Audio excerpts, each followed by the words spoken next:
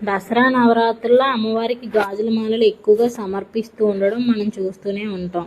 ఎందుకని తెలుసుకుందాం రండి. పసుపు, కుంకుమ, గాజులు ఇవన్నిటికీ స్త్రీల సౌభాగ్యంతో సంబంధం కలిగి ఉంటుంది.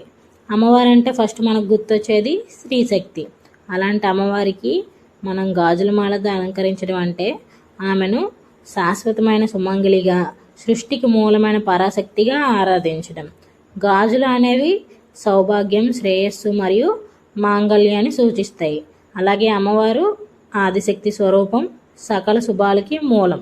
అయితే గాజుల మాలగా ఎందుకు సమర్పిస్తామంటే మనం శ్రమతో గాజుల మాల తయారు చేసి అమ్మవారికి సమర్పించడం అనేది ఒక త్యాగ భావన.